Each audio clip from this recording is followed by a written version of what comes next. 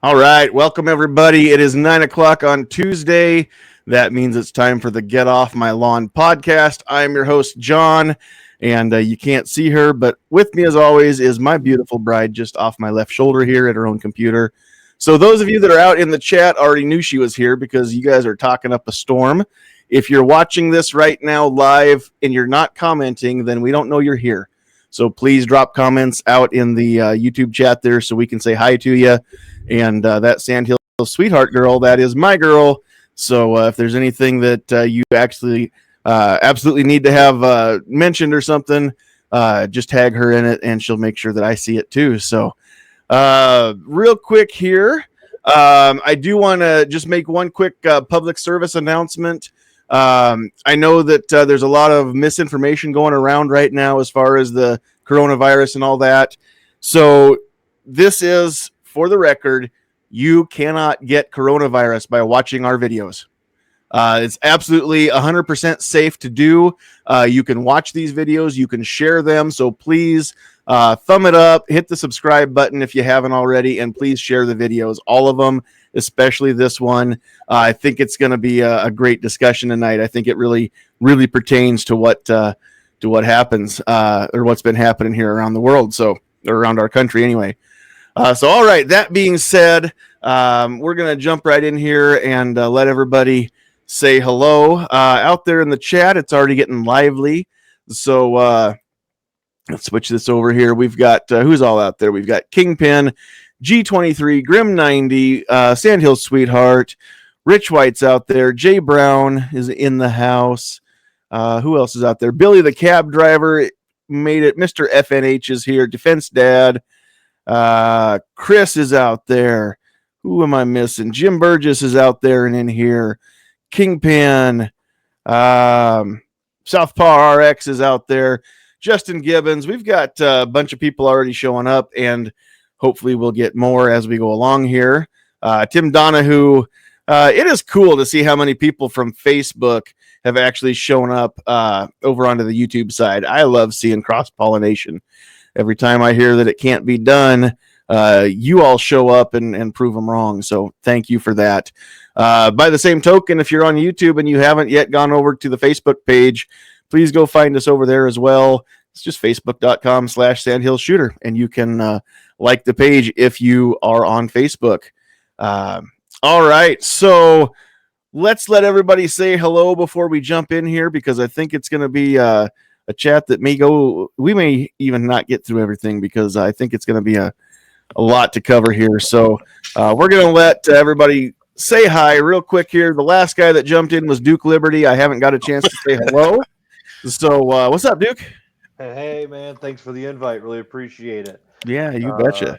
Yeah, thanks for that. I'm really excited about it. And one little fact, if you've shaken hands with Mad Dog, General Mad Dog Mathis himself, you're going to be okay. It's the cure for the corona. I did actually read that on the interwebs, and because I read it on the interwebs, I knew it was true. So True. I knew that was going to be the case. All right. Next up, also, I haven't had a chance to say hello to since we clicked the live or the go live button here. Night Strike joined us. What's up, one who strikes at night? Hello. Welcome. All righty. And for those of you who are new here, Night Strike is the one who brought us the GunTube chamber. That is the little meeting room where we are all together here on your screen. So the fact that whoever talks actually goes up full screen and you can see who it is that's talking, that is all due to Night Strike. So thank you for everything that you do to keep us live and on the air here, Night Strike. It's cool. We like it. All righty. Thanks for your support. Absolutely. And go check out guntube.org, because that is how Night Strike pays the bills. So go check that out. All right. Moving right along, we've got Travis P11 joining us here. Hey, appreciate the invite, man. Thank you very much. Sorry that I missed out last Tuesday, but I should be here for the next couple Tuesdays, so we're good to go. All righty. And I think you keep doing what you're doing, Travis. I can lower volume. I can't raise anybody's volume, but I've got you turned down, and I think you're going to be about the same level as the rest of us now. So you just keep on doing what you're doing. Don't make any changes on your end. We're good. No, I did go through my input volume on my computer, and I did figure out how to turn down the output or whatever you want to call it. So it should not be as bad as it was last night. So Okay. I didn't think it was that bad, but you're right, it did kind of like warble out up on the top end. So yeah. Well, and it's not that you were necessarily super loud, but the issue that I have is certain people in the panel talk really softly, maybe. And so when certain people talk, I was in the vehicle, I had to turn the volume way up to hear them over the road noise. And then you would, come on and it almost hurt because there was such a difference in the volume levels. And it's not that you talk loud, it's just your mic was working different. So it's all good. We got you. It's all good. I'll have to talk to you on the side how to fix that because I don't know what to do about it. So Well, okay. I don't either, but it's all good. It's cool. So, all right, we've got Jim Burgess, and it looks like maybe you're here to stay now. You were having, it was kicking you out a few times, but you're back from outer space. Welcome. Sometimes I love Firefox. It just does me so well every now and then. Is that what it is? I've been using Chrome, and it works really well for me on Chrome, so that might be something to look into. Anyway, welcome, Jim. Thanks for being here, and we always appreciate the wisdom that you can impart to the world. I said wisdom. So, all righty. Now, speaking of volume, Pat, I made myself a note here to remind myself to ask you. You are one of the ones that I think talks softly, and I'm guessing it's because you've got little ones trying to go to bed about this time. So if there's any way that we can have you speak up a little bit, I can't raise volume. I can only turn it down. So, Pat, thank you for joining us. It's always a pleasure having you to join us on our podcast. But if you can speak up just a little bit, I think everybody out there listening will be able to hear a little bit better. And there he is. All right. Well, thanks for having me on, and greetings from South Central Nebraska. Just glad to be here tonight. Still Absolutely. among the living. Yeah, glad to hear that. All right, we're going to kick it over to, well, technically, you're not the first one that we've heard from tonight from the state capitol now. I think Travis is coming to us live from Capital City now, too. But also across town from Travis, we've got Defense Dad. Well, I might as well make it a Lincoln trifecta, huh? Well, close. I mean, there's two of you, so I know. we're one shy of a trifecta. That's true. So, but yeah, thanks for inviting me tonight, and kind of fun. It's kind of boring lately, so this kind of passes the time, and it's a good subject. So, well, yeah, and I'm glad that you could be here with us. All right, we've got Rich White from This Week Unloaded joining us tonight. Hello. Howdy. That it? Okay, I didn't know if you had more to say. I don't know. Should I say more? It's your call. You can if you want to. Otherwise, I'll move along. Okay. How are you tonight? Great. How are you? You look good. Ask me tomorrow. Okay. You look good. Actually, I shouldn't say that. You look a little pixelated over there. Yeah. But maybe that's just how you look. I don't know. Yeah, one of these days, I'm going to make a new logo. I keep saying that, and I just haven't got around to it yet. It's okay. I won't tell if you don't. All righty. And then I know we've got some newcomers in the back up at the top of my list, but I'm scrolling down here. So before we get too far, if he can say hello before he gets off work right now, Squibload is back with us after a couple week hiatus. I'm not at work. Oh, well, is that why you can join us again? Yeah, well, last week the United Auto Workers decided that they were too cowardly to go to the factory, so they shut down, well, pretty much the entire auto industry. And then yesterday at 11 a.m., our governor decided to shut down all non-essential jobs in the state for 3 weeks. Tell me that won't trash the economy. But that's fine. No kidding. So I'm here at home, but I won't be able to stay for the whole show.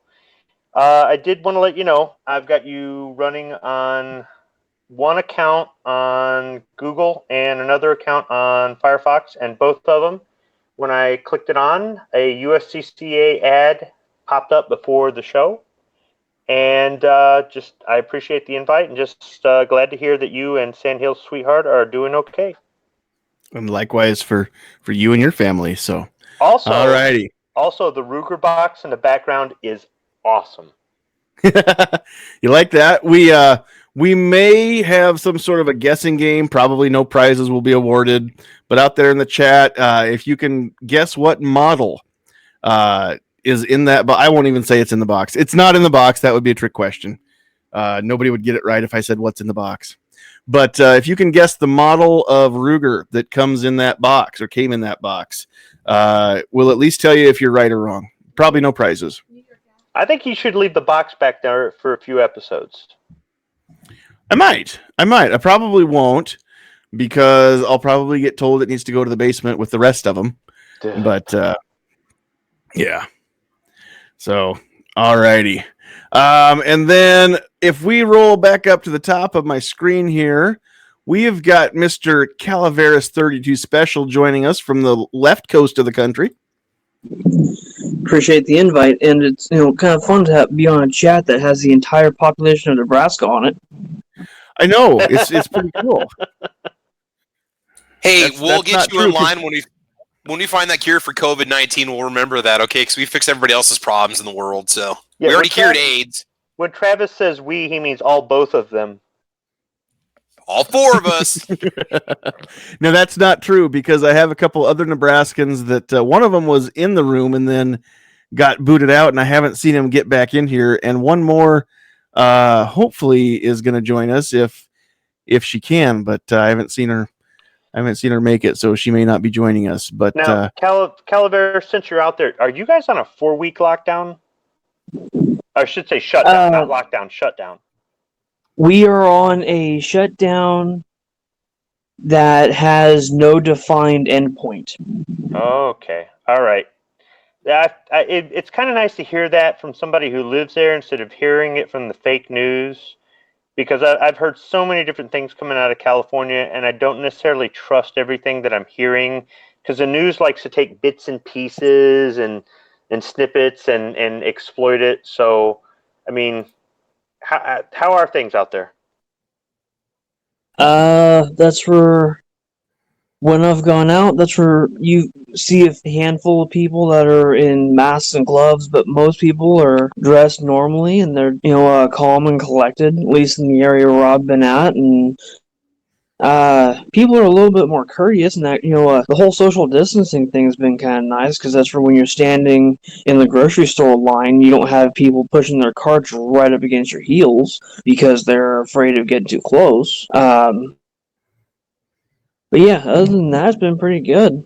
And yeah, that's where my county has an unofficial end date to the shelter in place of April 7th, but the state governor, didn't put an end date when he made it statewide.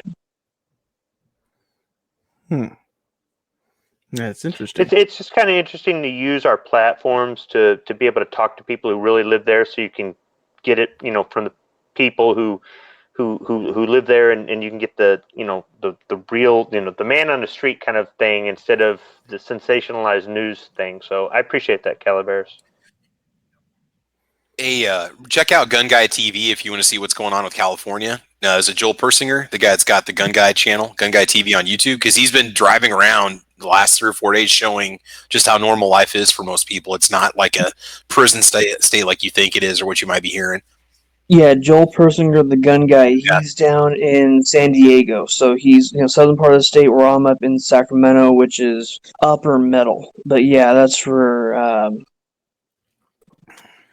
in this area, because we have so many state and county workers in our area, being that it's the state capital, there's been a noticeable decrease in traffic because most of those people have been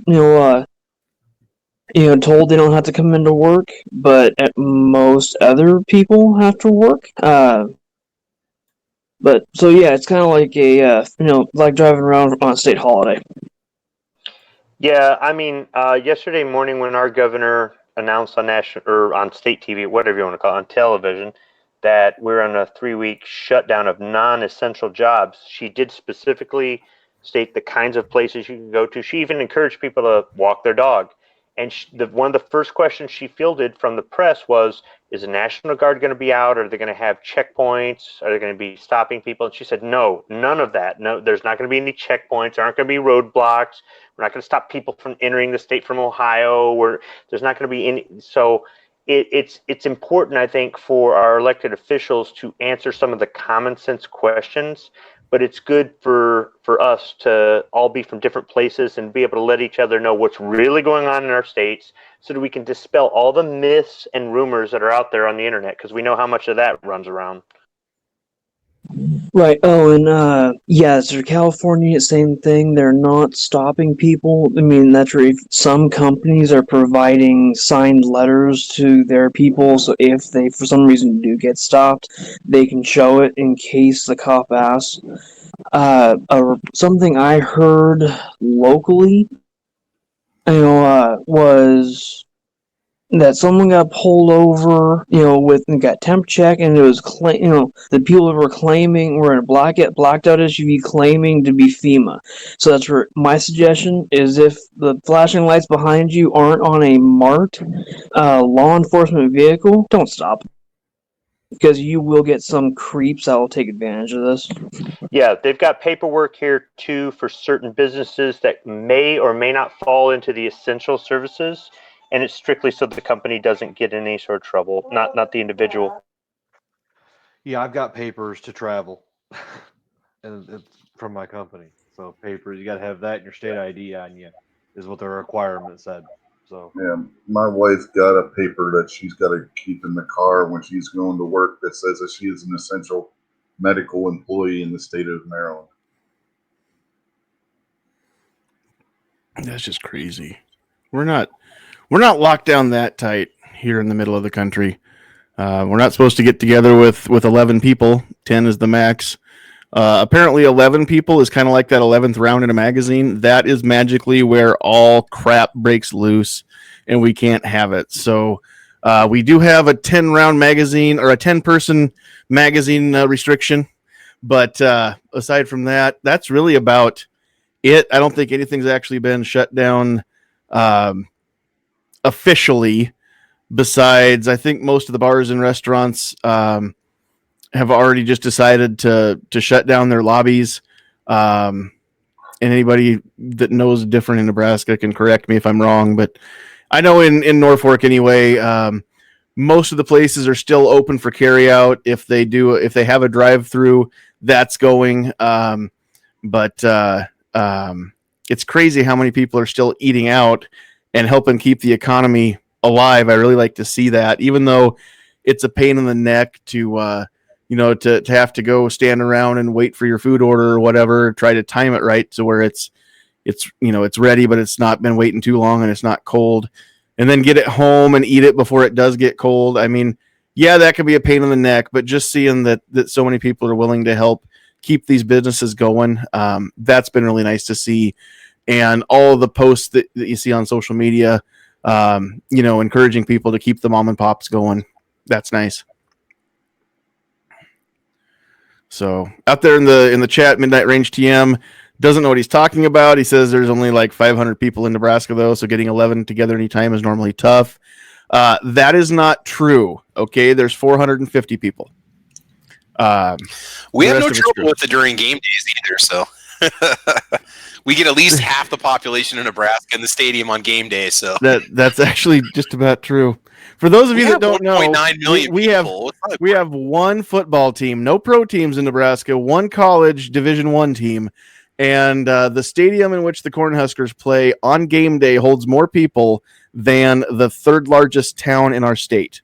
So Memorial Stadium becomes the third largest town on game day. So that's our claim to fame. That and the fact that the sellout streak hasn't broken yet. That's the only thing we still got. Not yet. Well, they might sell. Doesn't mean they're going to fill the seats that day, but yeah. Keep the dream alive. Buy a ticket. Don't go. Count if the game gets canceled. Doesn't count. All righty. Isn't it Bristol, Tennessee that gets like that when they have the NASCAR race every year? The population gets to be the highest populated town in Tennessee. That would make sense, probably. There's probably a few different NASCAR events that's the case for. Yeah, I mean, Bristol goes from having a population of like 1,000 people, I think they were saying when I was watching the race a few years ago, to having over 500,000 people. I'd believe that because the grandstands usually hold over 100,000 at a NASCAR race, don't they? Man, with Yeah, the lack it's of toilet crazy. paper these days, you're gonna have a mess if you try to pull that off this year. Yeah. Ooh, I dog. tell you what, I haven't made it yet, but I've got this idea in my brain for a video regarding the toilet paper, and as long as I can convince my producer slash camera babe slash better half to go with me, like into Walmart to do this, we're gonna get that done hopefully soon. So look for that to come because it's gonna be classic. I'm gonna be like the babe and call that shot. It's gonna be a home run, I promise. You forgot the most important job is director. I get criticized a lot Oh. behind the scenes. That's one thing that she doesn't do to me, though. She doesn't direct. Oh, you wait. Well, you I mean, I'm not opposed to it. lemon, not lime. I'm not opposed to it. I'm just saying that that's not usually something that she asserts herself with. But the rest of it, she's great at. So She just all thinks right. it. Oh, go ahead. She just thinks, and she's mentally shaking her head at you for goof ups. Yeah. Do you get that too, Calaveras? Yeah. No. Do that again. That sucked. See, what you guys don't know is when I shoot those videos, like when I'm just driving between work and home or whatever, or I'm just sitting in my vehicle. Well, really any video pretty much before it gets published, she generally gets a chance to see the raw cut before I even trim it or edit the ends off of it. And she's the one that tells me if it's okay or it needs to be redone. Okay, so I'm not the only one who does that. Well, and I send them to her because I don't want to. I know what I'm trying to say, but sometimes I think I get a little wordy in the middle of it, or it kind of rambles, or it doesn't stick to the thought. And any video that you've ever seen that it was kind of succinct and it followed the same point from start to finish, that's only because probably I made 3 others that she said, yeah, we can do better. So well, just to let you know, there's a bunch of people here. It's tough, man. That's tough. If you want a second or third opinion, while it's unlisted, there's a couple of people here to back you up. That's right. I tell you what, though, usually they go through her, and then I publish them unlisted, and they go to Patreon. So anybody that wants to see them before they actually go mainstream, check us out on Patreon. You don't have to support us financially, but if you want to see this stuff early, that's one of the perks you get for doing so. So we appreciate it too. But I get it if people don't want to part with their money right now, not knowing what the economy is going to do. I get it. It's not a big deal. We just appreciate everybody being here and making the comments and sharing the videos. That's worth more to me than anything else right now. Anyway, we're going to jump into this topic here. And let me just say this first. This is not going to be a chat about where we can find the best deals or who's got this gun or that gun or whatever. I don't really care what website or what store, who's out of stock, who's got the stock. That's not what we're about tonight. Okay. I'm going to let all of you go and do your own research. And I tell you what, there are some great videos out there. One of them was last night on Caliber Corner on Travis's channel there. As far as where to find some of these things, there are tons of places that you can go do this research. So I'm not going to try and reinvent the wheel here with this chat. What I want to do is just talk about ideas. And because we're seeing obviously we know this, there's a ton of, let me get my chair right here. There's a ton of people that are buying guns right now. A lot of them are first-time gun owners, and a lot of them aren't. A lot of them are people like me that brought one home yesterday because I want to make sure that I've got it. I'd rather have it and not need it than a couple weeks from now need it and not have it and can't get it. So I wanted to get it while I could. So we can have this discussion, and it may be a 2-part discussion. This may be something for somebody, the answer that you give to somebody that's maybe thinking about getting a gun that's never gotten one before, and what should they buy for their first gun. That might be a different answer than what you give to the person that's got several guns and is still thinking of, getting another one while they still can. Not so much a panic buy as just, hey, this might be the time to get it. If you've been thinking about getting it, if you want to be like me and just go ahead and add it to the collection, then, this might be a good thing to add. So I'm going to start us off, and I'm not necessarily going to talk so much about those of you that have been thinking about getting a gun for the first time, but because this is the situation I was in, where I've been seeing things that are happening, and I don't want to fearmonger. I don't think that the country's going to devolve too terribly bad, and I don't think that we're going to get to the point where people are actually kicking in other people's doors, trying to find supplies. I don't think we're going to get there, and I pray that we don't get there. But I can't guarantee. I'm going to go ahead and mute you there, Defense Dad, so that you can do that and not have to. He might have corona. Be careful. Yeah, that's okay. You can't catch it through the interwebs. I checked. It's good. Sorry, Anyway. I was on mute. No, it's okay. It's all good. So the boat that I was in is I've been thinking about adding an AR to the stable. I've never had one. I've shot one time in my life, and I think it was one round. I don't think I've pulled the trigger on not live round anyway, on 2 live rounds through an AR in my life. I've played with them a few times, manipulated them a little bit. I was aware how to, pop the takedown pin out and separate the upper from the lower. I was aware how to, pull the charging handle back, and that was about it, really. So I am starting from square one here. And I did a little bit of research, found out what my local gun shop up in Osmond, Nebraska, it's Open Country Firearms.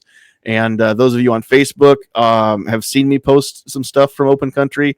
I've got an interview from the gun show that I haven't got finished yet, but that's going to be coming here sometime soon as well. And you guys can all get a chance to see some of the stuff that Open Country's doing. But it's a local shop. It's in the back of an insurance office. Actually, the FFL is a crop insurance agent, and he's been a hunter and a shooter for a long time. He got his FFL, started that up, converted one of the office rooms in their insurance office to a gun room, and that's where he keeps his stuff. So you can get him by phone or on Facebook or whatnot. And of course, they're not open right now; it's appointment only. But if he's got it and you want to buy it, he'll meet you. And you can get it from him. And if he hasn't got it and he can get it ordered, then he'll let you know when it comes in and set the appointment, and you can go pick it up. That's what we did last night at 7 in the evening. He was nice enough to go meet us there. So shout out to Garrett for being cool enough to be able to do that and still help me add to the collection. So that's where the box came from over my shoulder there. But that's what I wanted was to get an AR, because I've got hunting rifles. I've got 22 caliber rifles, and I've got pistols. A shotgun is maybe something that I'm going to consider adding for now, but like somebody said last night on Caliber Corner, a shotgun is great. It'll do a lot of things pretty well. It doesn't do anything very great other than killing birds, but it does a lot of things really well. Well, I don't really need something that does a lot of things really well, and a shotgun makes an absolute mess out of rattlesnakes. It will, absolutely, and a rabbit too, if it's too close to you. So it'll make a lot of absolute mess out of a lot of things, and that's kind of what I wanted to avoid, along with all the added recoil and stuff that comes with shooting shotguns. I wanted to pick something up that if I'm not around, that Sandhills Sweetheart can pick up, and after a few trips to the range, not only is she familiar enough with it, but she can get comfortable quick. And she doesn't necessarily believe us when we tell her.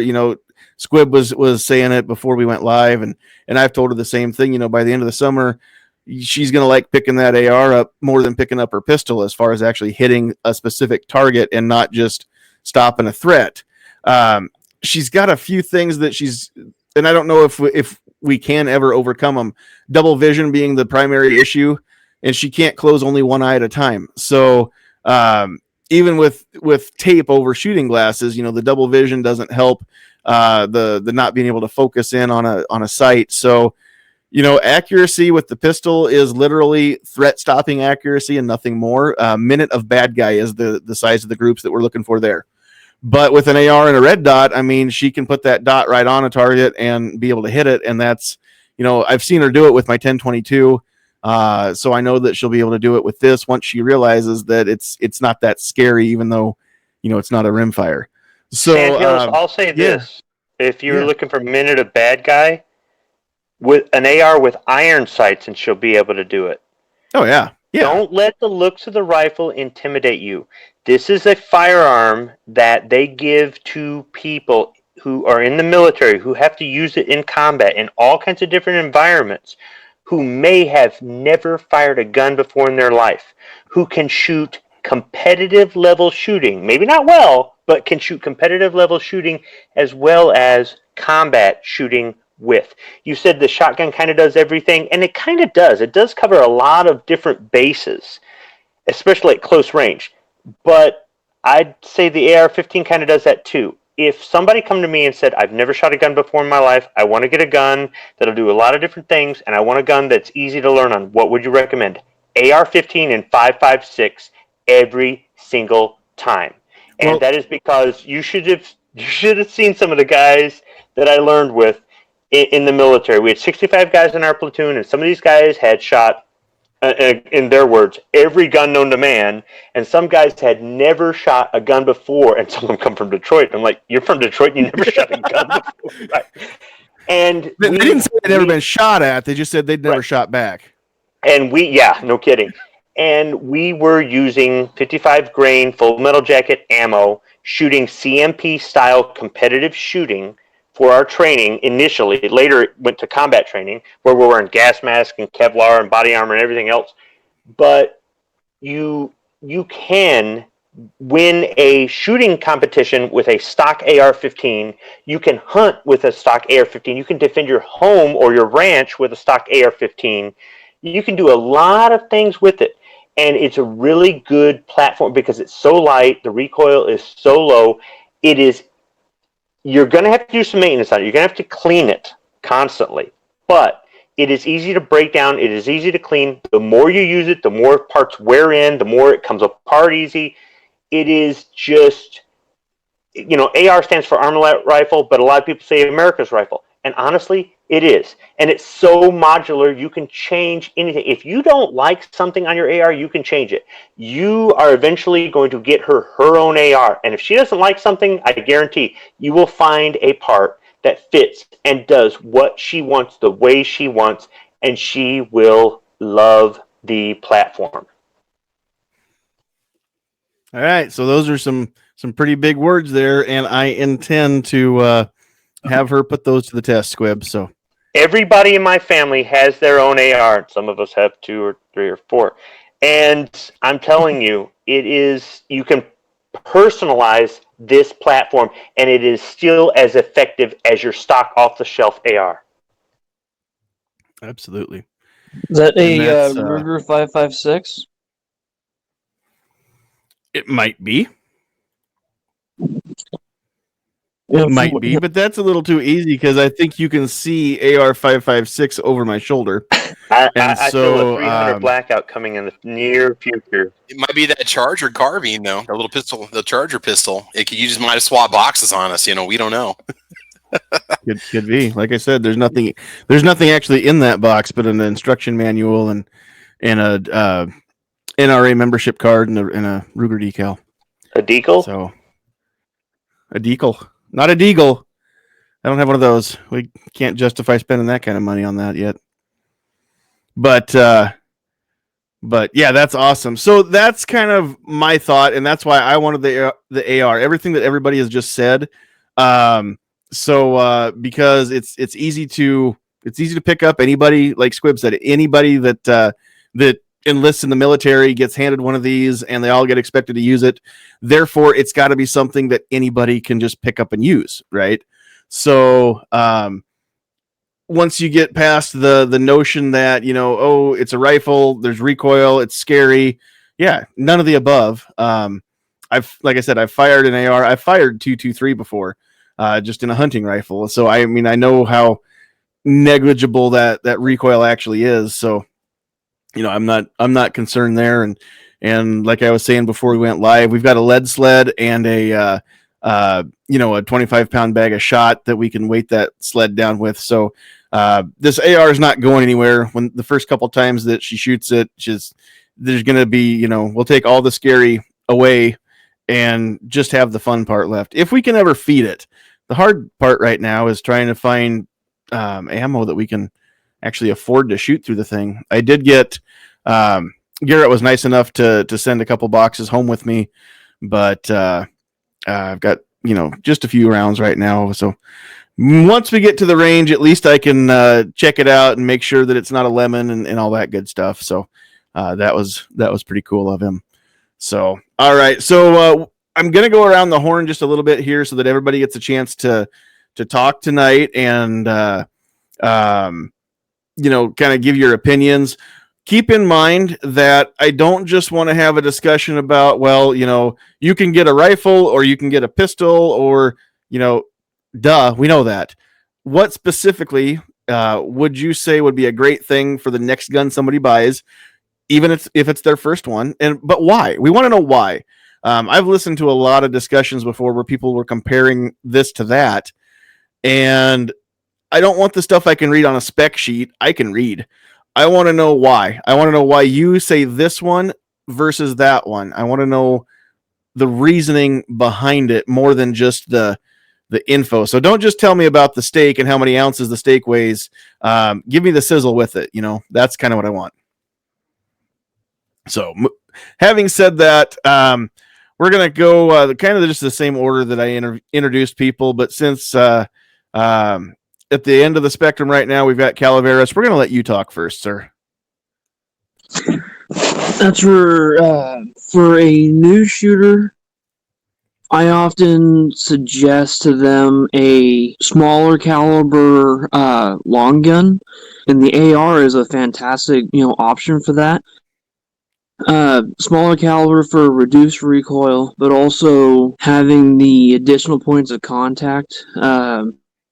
Rifles tend to be a little easier to control than a handgun for someone who isn't familiar, and its length makes it so it's not as like it twists in their hands or something real bad. Like I've seen new shooters with handguns, if they're not holding it just right, where the gun will try to turn in their hands. So, a rifle, that's less likely. So that's where I usually, suggest more rifle. All right. Now, what if somebody was just, thinking, hey, I've got some guns. I don't have all that I want in my collection. Keeping in mind of, like, some of these are hard to find ammo for. The gun that I bought is one of the worst ones to find ammo for right now. So keeping that in mind, maybe somebody doesn't need to get an AR necessarily. What would you maybe recommend, Calaveras, is just somebody's next gun for their collection? They want to get something right now. They're not really sure exactly what they want to get. Maybe what would you tell somebody like that? Well, I'd probably ask what they have in their collection already and kind of see if there's any gaps. And if they do, then maybe suggest something that would help fill a gap.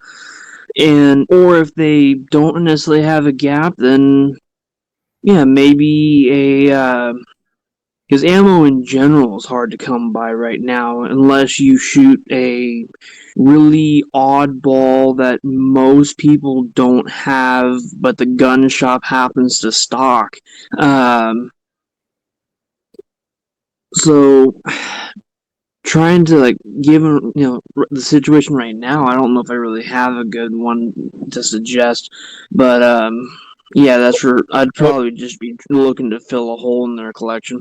If the gun stores were open where you live and you could go buy one tomorrow and you had the money for it, what would you buy for your next one? 4-inch 44 mag. There I you don't go. have any revolvers. The man knows what he wants. Awesome. So why the 4-inch? And why the 44 mag? Why 4-inch? I want to be able to carry it as a backup, a sidearm in bear country for because there's been a few times I've been hiking through some heavier brush and have the rifle across my back. It'd be nice to have something I could have in a hip holster or on a drop leg that has enough oomph to give me a fighting chance if I came across something with teeth that was mad. And the 4-inch is easier to carry. And still deadly for a bear. So yeah, makes sense to me. All right, good stuff. Thanks, Calaveras. So okay, let's move over to Duke. Mr. Liberty, what would you say would be a great choice for somebody's next gun or their first one or whatever? I would say a shotgun right now. Okay. If they were going to the store, I would definitely say a shotgun. I've been traveling around a little bit to kind of see what's there as far as ammo and selection. And I don't see a lot of tactical shotguns. I see a lot of the longer shotguns, some of the 870s with the wood furniture. I think that's a great way to go about right now because that's what's left. And you know what else is left is shotgun ammo. Mm-hmm. And Yep. if it's a first gun, great first gun for home defense right now. Yep. And it, honestly, at this point, when it comes to home defense or even self-defense outside the home, keep in mind what's the first rule of a gunfight is to have a gun, right? So any gun is going to be better than no gun when it comes to that. I mean, we've had the discussions before about 22 long rifle and things like that. No, it's not ideal for defense, but again, I'd take a 22 over a pointy stick any day of the week. So at least with a pointy stick, or excuse me, with a 22, you can maintain that minimum 6 feet of distance. Where a pointy stick, I mean, you probably have to close within 6 feet of somebody, so that could be twice as dangerous right now. And we don't want that either. So, but no, very, very good stuff there. Anything else you want to throw in there? No, that's about it. I mean, that's what I think. I think it's the best way to go right now. It's what's available, and you can get ammo, and that's what's important right now. That's what I'm doing. I'm stocking up on shotgun ammo. This is the time to do that since everything else is gone. I'm not Absolutely. hoarding it, but hey, let's grab a couple boxes here and there. Let's go take it out. We took the 410s out on Sunday afternoon and kind of made sure those were in working order up at the compound, and that's what we did, man. That's what you got to do. Well, and we've had this discussion before, and I think now everybody can kind of see the merits. I know I can at least, and I think that Sandhills Sweetheart would agree with me that, the way that ammo is right now, and let's face it, guys, the ammo situation is honestly pretty stupid. It's almost as dumb as the toilet paper. I'm not saying that people shouldn't be buying it, but just the fact that there's been a run on ammo and it's still going. Never mind the fact that a few places are trying to gouge price. Most places are being pretty decent. But just in the last couple of weeks, even at Sportsman's Guide, I have seen the price of Wolf Gold that's on back order. I haven't ordered it, but I've been watching it. And 1,000 rounds of Wolf Gold has gone up from, if you're a Buyers Club member, I think it was at about 28 cents a round, something like that. Now it's about 31 cents just in a week. And that is, if they get it in, it'll ship about the end of April.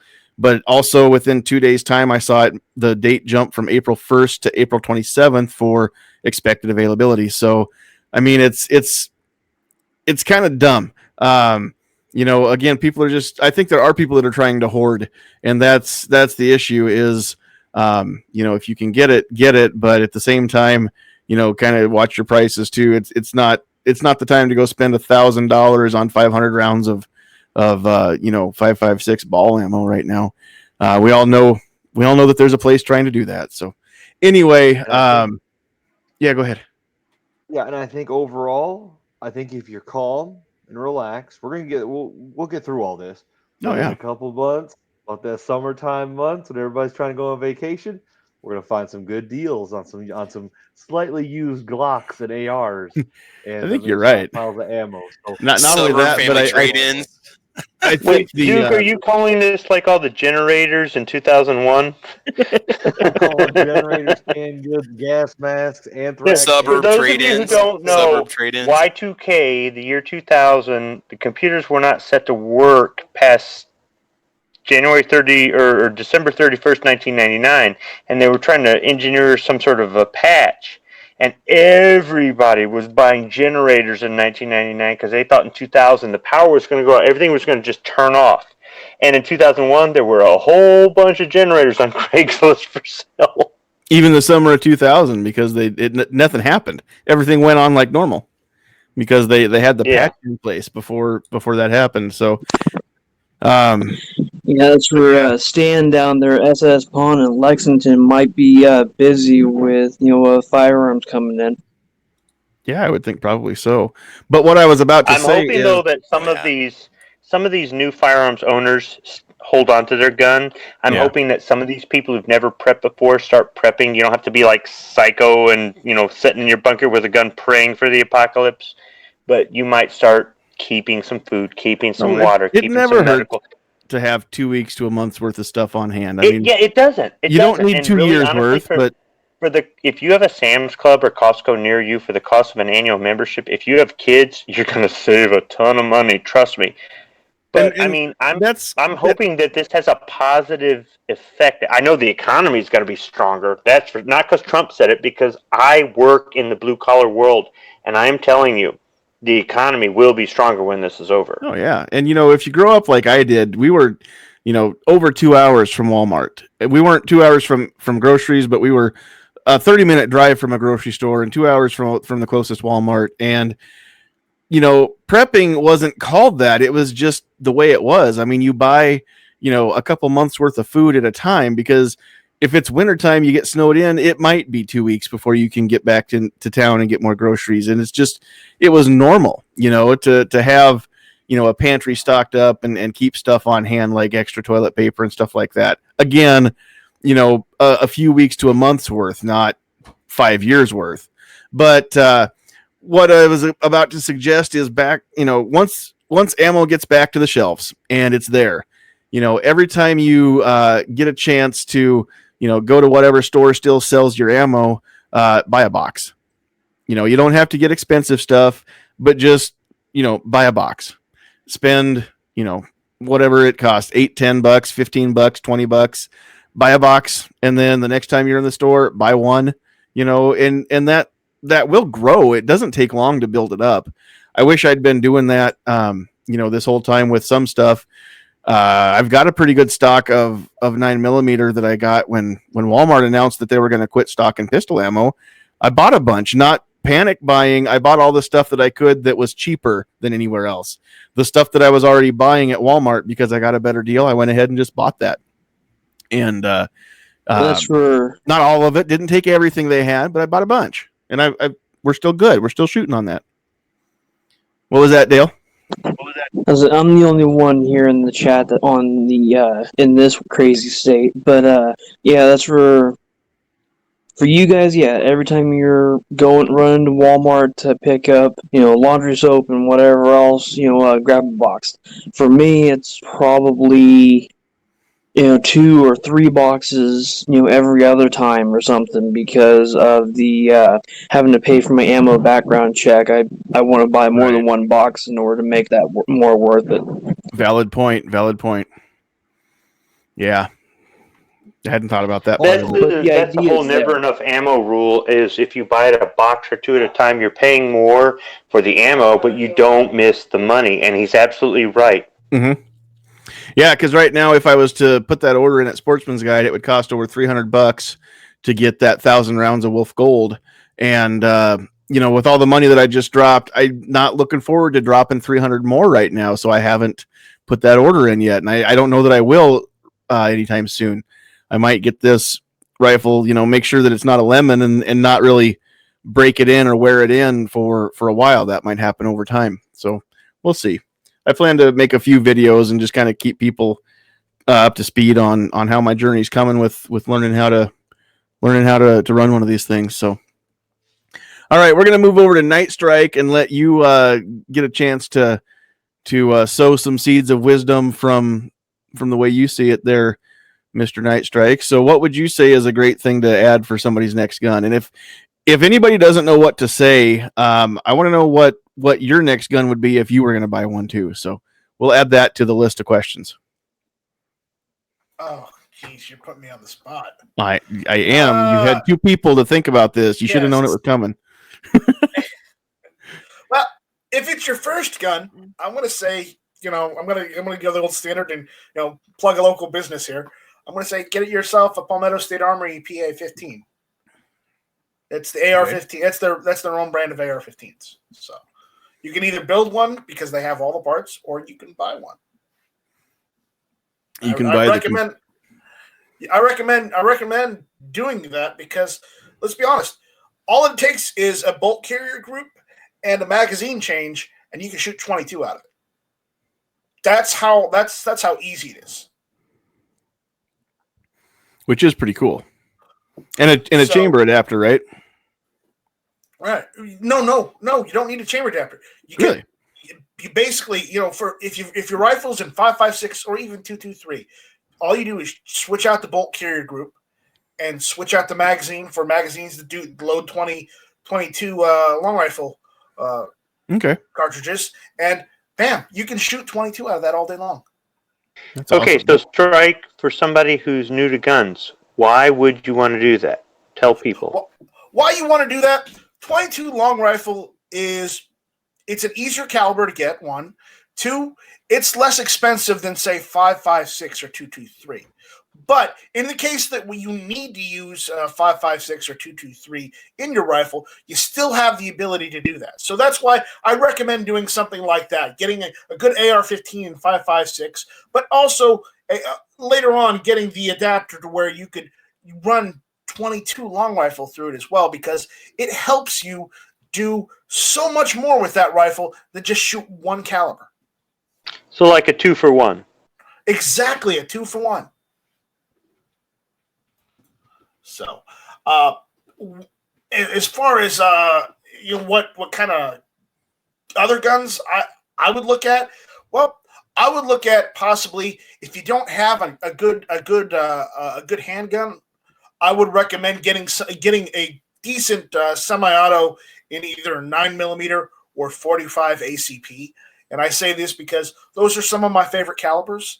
So, I mean, there are millions of brands out there. It really does not matter aside from going with a Sky. Don't go with a Sky. Almost anything else is better than a Sky. So that aside, a good semi-auto 9mm or 45 ACP handgun would do you just fine. All right. And if you were going to buy something tomorrow, what would you buy? I'm going to buy something tomorrow. They haven't released them on the shelves yet, but I am seriously eyeing that Palmetto State Armory Glock that they've been teasing. They call it the PS9 Dagger. It's basically a PS9 frame with everything else is Glock, or how does that work? Or is it kind of theirs from the ground up? Basically, I don't know what it is. They made a Glock copy, but they did it for under $300.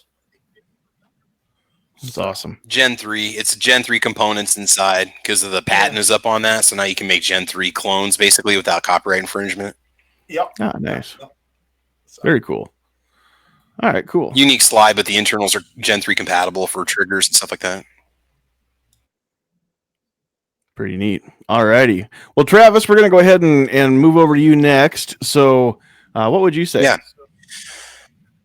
So at this very moment, if a new gun buyer needed to buy something, or if I wanted to buy another gun, I got to be realistic. Can I get ammo for it? And I want something that's going to have some takedown power. Nothing wrong with like a 10-22 and whatnot. But if I want something, we're talking defense of self, property, family. Two options. I'm a big fan of the Maverick 88 security model. That's a 7+1 12-gauge pump action, $199. I've got one. I love it. I've got a side saddle on it. 12 gauge is readily available. Now, granted, you're going to want to run a stout round in that. I think that's just a 3-inch chamber. You're going to want to get something that I'm talking like a buckshot or maybe a heavier load. that's going to do the job because, I don't know, birdshot we can argue that forever, whether or not you want that for self-defense. It'd be better than nothing, but if you really want to defend, if you need to stop somebody, you're going to want to go with the heavier load. So I would go with that route for a shotgun, any shotgun for that matter, but I like that security model. The barrel's a little bit shorter and it's got a longer magazine tube on it. So you got 7+1, and again, 12 gauge shells are readily available, so you can practice with it. We're not having any runs on 12 gauge ammo right now. The second choice is if I was a new gun buyer, and let's just say I couldn't get an AR and I couldn't get 5.56 or 223 ammo, I would get the High Point 10mm carbine. 10+1, low recoil, low maintenance. You can beat the hell out of it.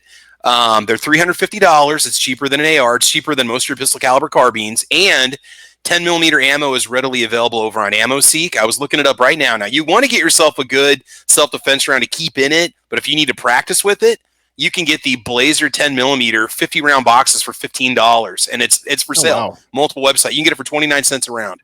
So you can now get and that's aluminum case, and you'd want to make sure that gun can cycle it. It's a blowback 10mm, but that High Point also has a threaded barrel on it, so you get yourself a suppressor down the road. I know Mac did a test on it with the suppressor. I don't know how well it performed, but you have an option. It comes in mossy oak or whatever already right out of the box. I'm looking at the cheapest one you can get over on Gunbroker, and it's $350. $25 for shipping, $25 for FFL, $400 out the door. So, but and to think about that, you run a plus P round in that with that long of a barrel, you've got a very potent self-defense weapon. That's, like I said, low recoil. It's not going to kick. Most people can shoot it. I think it weighs 6.5 pounds, so it's going to weigh about as much as an AR. You'd have to check me on the weight, but still, that's what I would go for right now because I want to get something I can get ammo for that's going to get the job done. So that's what I would do. Plus, if you want to bling it up, you can always get the one that's covered in Benjamins.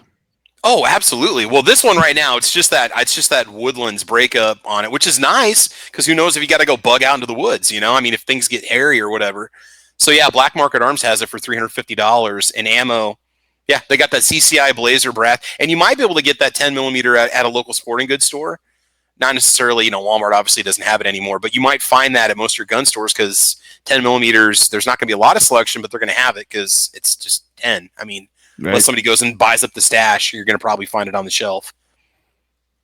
Yeah, and that's just it. There's anything that's not super popular right now. Those guys are like, yeah, I can still go buy ammo at whatever gun store I want to. So it's the 9mm 380, 40, 45. Those are all going quick. The 223 or 5.56 is going quick, or any of the black rifle cartridges. So I'm pretty sure 300 Blackout's going to go quick too off the shelf or any of those. Even just watching the websites and stuff, it seems like if you're not looking for cheap range ammo, you can still get 308. If you're not looking for, cheap ball ammo, there is still some 223 Remington out there, but it's mostly hunting rounds, it looks like. Some places are plumb out and other places have it, but you're looking at $1 a shot instead of 30-40 cents, and that's a little prohibitive too. So yeah, all the guys that are shooting those, not really obscure but just not super popular cartridges, they're thinking, yeah, it's all good, I can still shoot, I'm reloading anyway. So all right, well, we're gonna move over to Mr. Jim Burgess and see what you would say for all this. I'd say you got slim pickings out there in a lot of cases, but yeah, I've talked to 2 people through buying their first guns recently, and one of them, who's a single mom, actually made an interesting choice for home defense, at least. She found herself a Mossberg Youth Model 20 gauge shotgun, which is not horrible. It's actually pretty decent for her body size. With there's a extended butt pad that we put on the stock, and it's got an 18.5-inch barrel, so it's pretty maneuverable in the house. And she found some birdshot to practice with, and I found her some buckshot. And we went to my range. Was it last weekend? I think it was this last weekend, maybe Saturday, and ran her through some firearm safety and basics of getting the thing on target repeatably and at least in a static cardboard target. So she left there not a shooter, and she still has a ways to go, but she can at least pick it up and manipulate the thing now. But I was Step intrigued one, by right? the 20 gauge shotgun because maneuvering around inside the house, it's actually because she at first she was looking at a Maverick 88 which had like the 24-inch barrel on it, and that'd have been a beast for some little lady to lug around and have fun with I say have fun when she's a novice shooter. So that was interesting, and then the other guy wound up with a Glock 34, and that's basically because it was what he could find. So either one of those is suitable enough for defense in the home. Sure. And Glock 34, that's the 9mm with the longer barrel. Yeah, it's like a Glock 19X, except it's the Glock 34. Okay. It's the longer grip frame with the Glock 19 barrel, and it's just all in black. I'm not really sure. It doesn't seem like there's a ton of difference. Is that the 34 or is that the Glock 45? I think it's the model 45 if it's got the shorter. Okay. Well, I get them mixed up. Glock doesn't make it easy. Anyway, that's very cool that you got it. Was it a G34 or a G30? It might have been a G35. You're right. The Glock 34 is a long slide. I don't know. They don't make it easy. Look at Glock 35. It's while you're looking at that, 40. Jim. Okay. Go ahead. Out there in the chat, Billy the cab driver saying he would recommend a Wasser 10 for a first timer. Simple, rugged, reliable. Third worlders abuse them and love them, which I can't disagree with. I've got one. And don't get me wrong, the AK will run when you dump sand in it. But I don't know as a first-time gun. And you could say, yeah, okay, conscripts in third world countries with no education get these things and they run them and they don't clean them. And I get that. But I guess I look at my military experience first, and never having shot an AK-style gun, and then 25 years later, I get my first AK-style gun. And I've shot 3 different AK styles, Wasser, a Draco, and some other full-size AK. And I don't know. What don't you know about? Okay, so I understand that in third world countries, in poverty-stricken countries, the AK is maybe possibly the most reproduced firearm in history, right? And it will run when it's filthy, dirty, muddy, sandy, whatever. But I don't know. The AR is a lot more maintenance, but it is so user friendly. Mm-hmm. Maybe it's just my training, blocking and keep in mind, though, my opinion. In the third world countries, I think a lot of people cut their teeth on the stock of an AK. It's just they grow up around them, right? Every kid learns to shoot just about, probably on an AK in a lot of countries. So there's that too. It's the manual of arms only comes into being a question if it's something that you're totally unfamiliar with. So as a brand new shooter, I think what you're trying to say is maybe it's not the easiest thing to just pick up and naturally learn how to use. I wouldn't give Sandhills Sweetheart an AK to begin with, if that's what you're asking. However, I will say this. With my Wasser 10 that I bought 2 years ago, I had problems with it right off the bat. I sent it back to Century. Their gunsmith had to fix it. When I got it back, the thing ran everything I could shove through it. But it has a 1-year warranty. I have guns that I've never shot before. They're still sitting in the safe. They're past their warranty. Yeah. If they don't work, I'm SOL. I am telling you this. If you buy a Wasser 10, based on my experience, shoot it right away and run everything you can find through it. Reloads, everything. Make sure it will cycle everything, because it should cycle everything, especially still case, which is garbage. If it does that, you're fine. If it doesn't, send it in a Century. They will honor their warranty. After 1 year, they don't know you. So that's just my personal experience. Good to know. Good to know. And Jim, back to your point with the 20 gauge shotgun. This is something that I didn't get a chance to add to the chat last night on Travis's show because I was driving and trying to text while I'm driving in a YouTube chat. That's not good to do, and we wouldn't do such a thing. So I couldn't say this, but when you guys were talking about shotguns and 20 gauge shotguns and such as that, the thought that I had is, in your chat, you were kind of talking mostly geared around home defense. And if your main thought is, I want to go shoot a turkey or I want to go kill a goose, then a 12 gauge is a great thing to have. If your main thing isn't, reaching way out with a tight pattern and a long barrel, or absolutely doing the most destruction that you could possibly do, there's really nothing in a home defense situation, at least within the house. There's nothing a 12 gauge will do that a 20 gauge won't do just as well, maybe better, because it is easier to shoot and it's less daunting.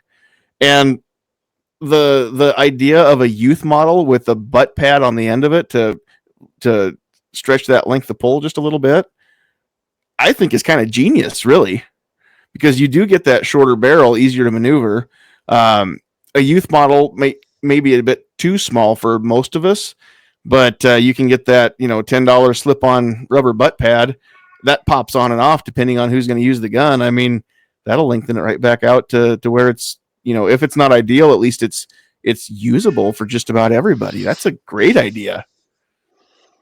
Even though a shotgun isn't my first choice, doesn't mean it's not a good choice. See, I'm going to disagree that you can't use a 20 gauge for duck hunting. My grandfather was a duck hunter, and his buddy that he would go duck hunting with started getting arthritis. He started using a longer barrel 20 gauge, and he was able to take ducks and geese with that 20 gauge. I didn't say duck hunting. I said goose. I said goose and turkey specifically. Those What's are the difference between a goose and a duck?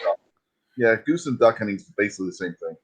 So I got the birds mixed up. My fault. I apologize for that. But yeah, no worries. 20 gauge for those, and they do make turkey loads in 20 gauge. Yeah, I know they do. They make deer slugs in 20 gauge too, mm-hmm. and it'll do the job. Yeah, absolutely, it will.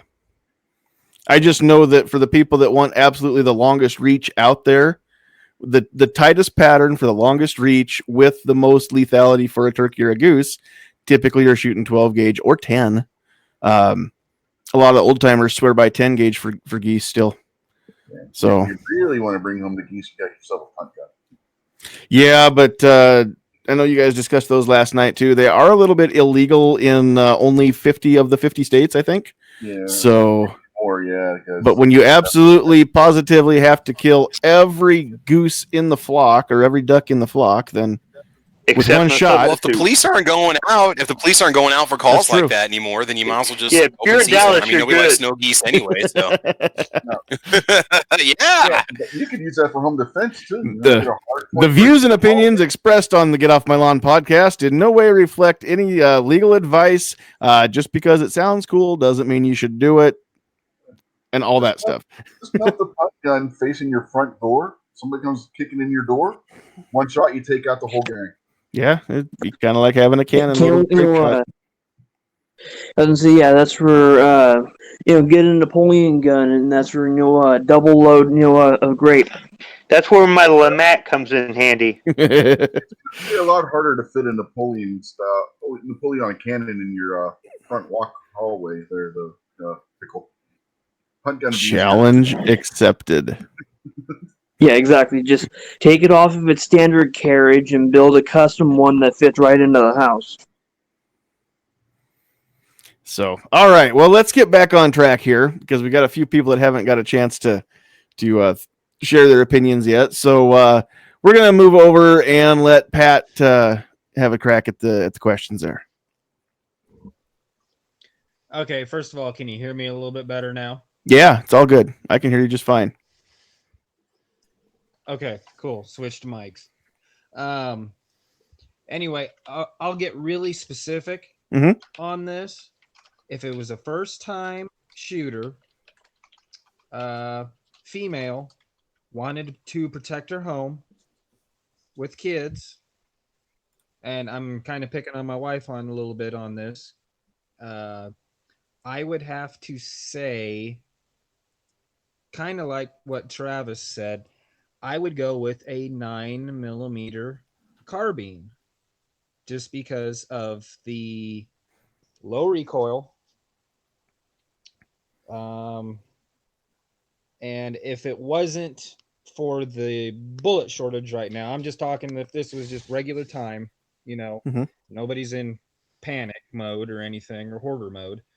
The availability is there, different types of rounds, and easy to maneuver, and it is a better, longer sight picture than a pistol. So they might be able to acquire that quicker, get on target faster, and as far as and my wife's just a little thing, so somebody may be limp wristing a pistol and it not reloading like it should, and all of a sudden you get a stovepipe or something like that, just plain old not loading.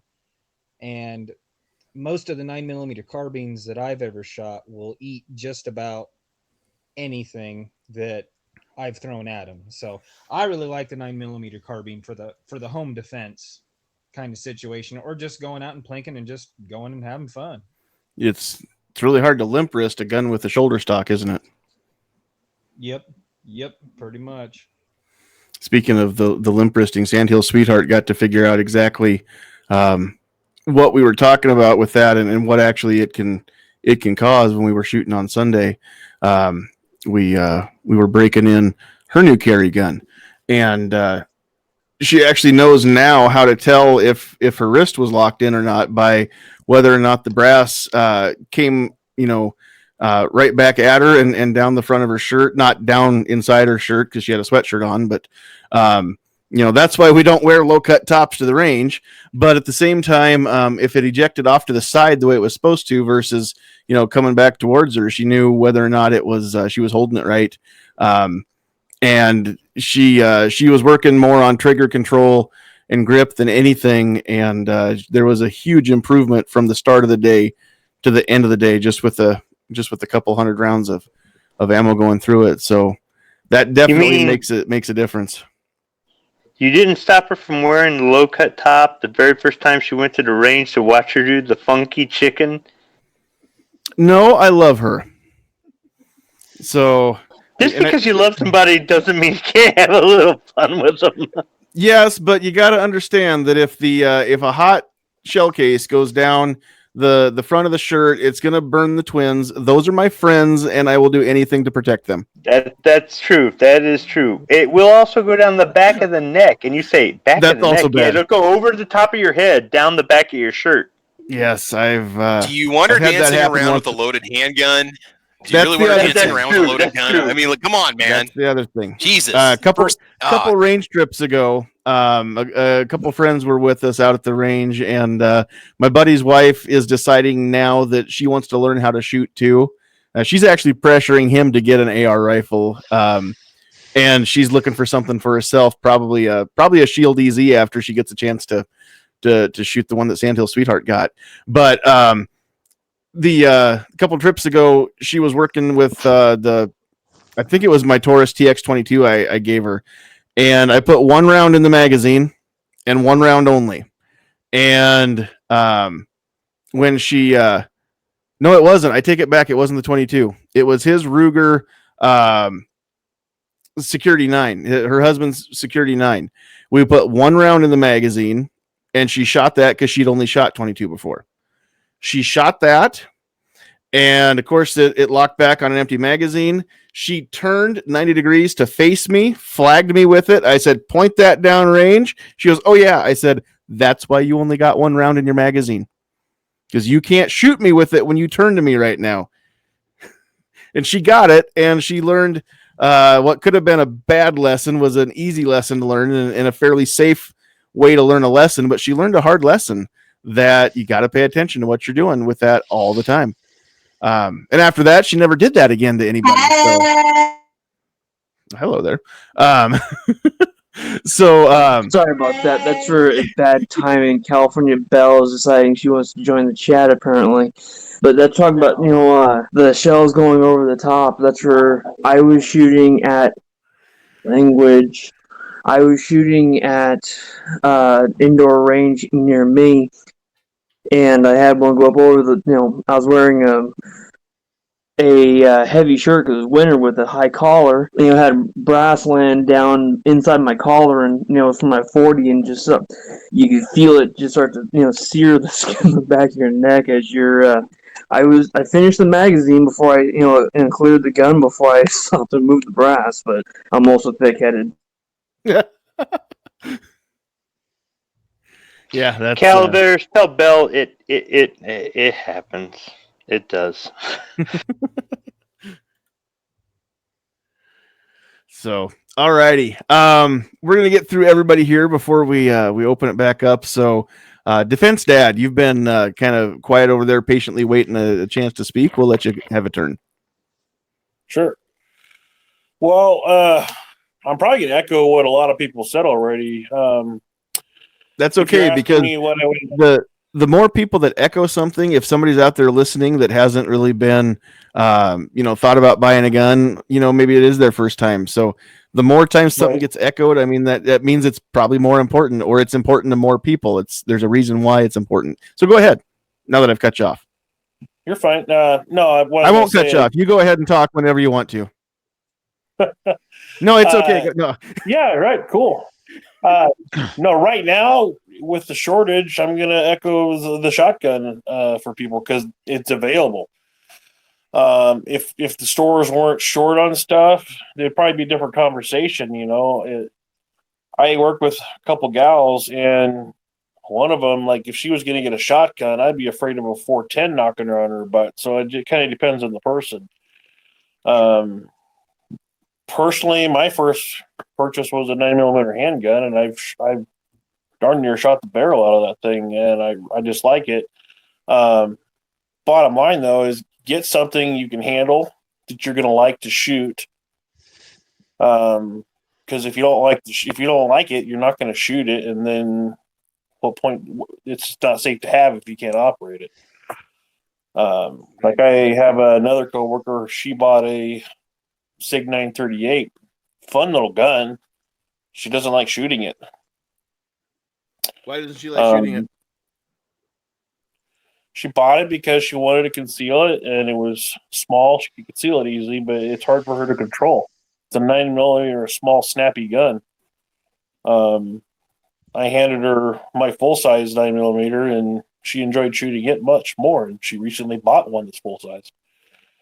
I know on my next list of guns, a huge list. I was kind of I'm in the same boat you were into a few days ago. I want an AR. I don't have one. That's probably number 2 on my next list to purchase. Right now I'm looking to upgrade my personal carry gun. Mm-hmm. But yeah, so like I said, right now shotgun, because you can get them. I would just, one caveat I would put on there is make sure the person purchasing, if they're a first-time buyer, understands you need to know either the state areas you can go shoot them at, or join a league someplace, or find a friend or family member who has land, because you can't just take them to an indoor range here in Lincoln and shoot. They won't let you. So I'm a firm believer they know they need to practice with it. Yep, absolutely. And that's going to be the case for anything, is learn how to manipulate it and practice with it. Yeah, my fear though, I won't say which store, but I saw a gal, she was panic buying, and she really, really, really wanted to buy a shotgun, and she'd never fired a gun in her life. And she said, I hope to never even have to fire it. I just want the biggest, scariest, loudest gun I could find. And for that gal to have a 12 gauge and not ever fire it, and the first time she ever has to fire is under stress at her house, I'd be a little concerned about that. Defense said power we to her can for kind buying of one. hope that they don't keep them in the closet loaded where everybody can get to them. 2 weeks ago, we went to the sporting goods store just to see if they still had ammo, and they had plenty of ammo, and people were panic buying guns. And Don't Call Me Mrs. Scribload was watching somebody buy a rifle, and she said, oh, she's going to shoot herself in the foot with that thing. So there's going to be some of that happens because of this. But, I mean, if you know somebody who's bought a gun, who's never been interested in guns, has been anti-gun, said I'll never have one, but be the ambassador. Be the one who go, let me show you how to load this. Let me show you how to hold this. Let me show you how to take this apart and clean this. Let me tell you about our state laws about where you can take this, where you can't take this, what you can do. Let's help new shooters. That's what we do, right? We're friendly in our community. And that's what I'm saying. I hope people have some. If they're at a store they purchase one, I'm hoping they have that backup or someone willing to do that for them. Right, but exactly. other than that, I'd much rather for home defense. I'd much rather have a AR in the house right now. Yeah, it's a great Hold on one beginner sec, gun. guys. That's for California Bell has a message for Squib. Yeah, Squib, you kind of sound like Kermit the Frog, but like not a normal one. Well, And thanks. so I told Dale, and you're welcome. I told Dale you kind of sounded like maybe you were like smoking something, Kermit the Frog. But then he said you were a Marine, so I told it was probably too many crayons. No, just one too many whiskey highballs. Hi ho, Squib here. How's everybody doing? Yay! What color is that similar to? What color crayon is that? Brown. Flat dark Squib. I'm on layoff. There's going to be a few whiskey highballs. Oh, great! And another one that's going to get It's drunk. okay. My brothers are Marines. I feel like I'm allowed to say that. But Bell, I think that if you do get a chance to shoot an AR-15 and 5.56, you're gonna like it. It's a really good beginner's gun. It really is, and it does a lot of things really well, like the shotgun. Like the double barrel shotgun, that's the best thing in the world for home defense. All you got to No. do is step out on the back deck and fire 2 shots in the air, and they'll run away, and you'll be fine. You can go back in the house. You're Thanks, a liar, Uncle Joe. dog. On your face, boy, soldier, boy. Can I say something about that shotgun real quick? Yeah, go for it. People say buy a shotgun instead of an AR or something, and it's ridiculous because a 12 gauge kicks like a mule, whereas an AR-15 hardly has any recoil whatsoever. It still has some recoil, but it ain't as bad as a 12 gauge with double-aught buckshot. But Squib, at this point, a lot of people might not have a choice. All that might be on the shelf is the old pump action, and that's it. They might not have a lot of selection locally. I agree with you on that, because I had a guy with experience with firearms who refuses to keep a firearm in the house come to me last week at work and say, what do you think about an 870? And I said, dude, don't ask me. I'm not a shotgun guy. I don't own one. I've never shot one. Now, that's one of the most common shotguns out there. I did tell him parts are plentiful, ammo's plentiful, ammo's cheap. I mean, if you get bored with this thing, you get sick of it, you can sell it to a hunter. I mean, you won't have a problem selling it, right? So if somebody said, I'm not going to get an AR-15 or I want to sell this later, what do you think? Well, if they said, I want to sell it later, what do you think? I'd still say get an AR-15 and 5.56. But the 870 or, a Mossberg 500 or something like that. But the problem is, I'm not a shotgun guy. And that's what I told him. I said, I'm not a shotgun guy. Don't ask me. I've never bought one. I don't know what the price range is on an 870. All I can tell you is parts are plentiful. There's lots of aftermarket parts. You won't have a problem selling it if you want to get rid of it. Ammo's cheap. I mean, shotgun, 12 gauge or 20 is a good choice, but I'm going to go AR-15 and 5.56 only because that's what I know. So I might shy somebody away from a 20 or 12 gauge that might be more useful to them or more affordable to them, only because shotguns are a weak point for me. Nope, and that's cool. And out there in the chat, Idaho Rogers USMC says it's cool to help new shooters, but it's very important to not be the smug know-it-all. So it's okay to admit that we don't know something, which it's I think sometimes it's smarter to admit that you don't know everything. And if you want people to believe what you have to say, you can't always know everything, and you can't always know more than they do. Even if you do know more than they do, and you know more than they do, that doesn't always mean that we need to tell them that necessarily. Especially again, somebody that's new, somebody that's thinking about a gun, thinking about getting into shooting. Maybe it's okay to say, hey, I don't know everything either, but the best way for me to learn is to try and teach. So anything you want to know, I'm game to tackle. Yeah, this guy was an Air Force veteran. He had been around guns before. He just didn't want to keep one in the house. And he was asking me questions about a Remington 870, and I know what I know, but I'm not going to tell him something I don't. And I wasn't going to steer him towards an AR-15 because a 12 or 20 gauge might be a better choice for somebody depending. But if somebody says, no, what do you know? What would you recommend based on what you know? I'm going to recommend an AR-15 and 5.56. But a shotgun does a lot of things so well, and everything about it is cheap. Well, and unless you get like a Brownish Atari or something, right? If you're worried about the recoil, Hey guys, I need to dip out. All right. Hey, thanks for being here. I was gonna say, if you're worried about the recoil with a pump action shotgun, a semi-auto shotgun has a lot less recoil than what a pump action does, because the actions in the shotguns just eat the recoil. The gas operation or inertial operation on the shotgun will just eat that recoil and make it where they recoil a lot lighter than what. Okay, Rich, here's a stupid question. Is an 870 a semi-auto? It's a pump. Okay, see, I don't even know that.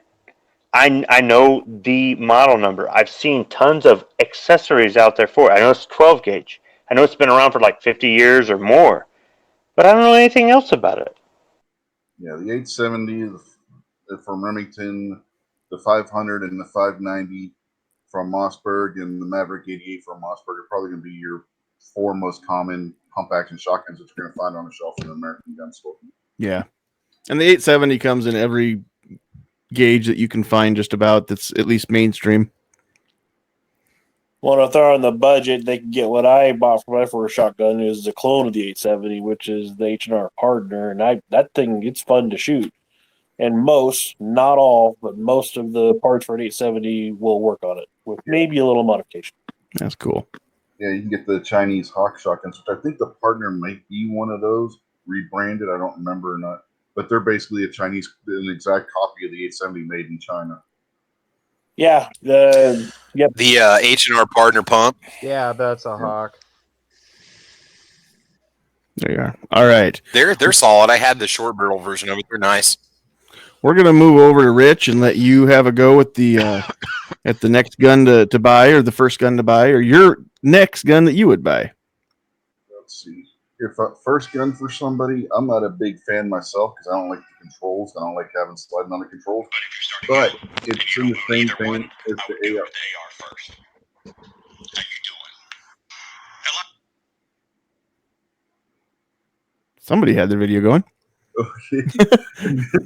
Anyway, I'm not a fan of controls on the slide, but Beretta 92. They're real. If you're first handgun, it has a capable round. The weight of the gun will help mitigate some of that recoil from the 9mm cartridge.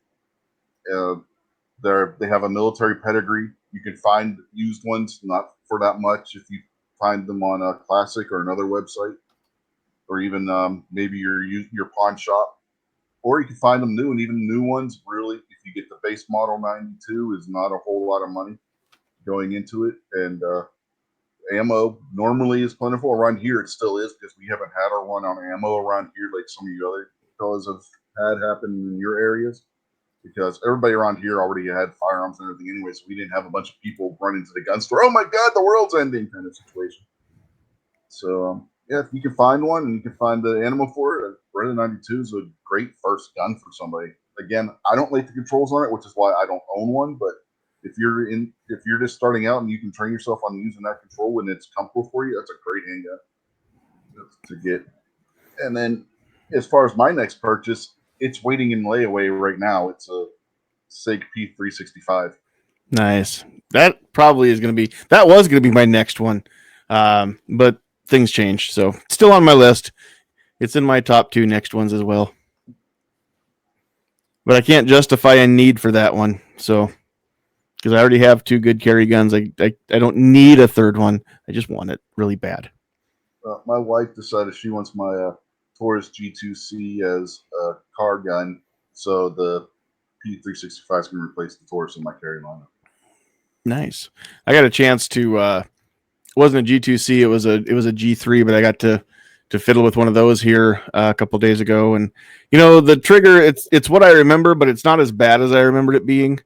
I think honestly, Travis, the reason I complained about the trigger on that Taurus so much was because the day that I shot that, it was my cousin's. He had that, and he had the SD9 VE, or SD40 VE actually. Mhm. And see what happened was with that. Neither gun, one is. they're not. Neither one of them is what I was used to, but neither one of them is bad if that's all that you're used to. With the Taurus, there's so much travel before you get to the wall, and it breaks clear at the back of the trigger guard. Are you talking about the G2C or are you talking about the G3? Both, but the G3 is the full size one. Yeah, the trigger was still the same though on that. It still went clear to the back for me. No, it's not. No. No. The G3 trigger is totally different from the G2C. It's a Okay. whole different design. It breaks like the Glock. You got about a half-inch travel. So, PT111, the G2C goes all the way to the back. Yeah, but what happened was the G2C trigger just like the PT111 trigger. Yeah, they're.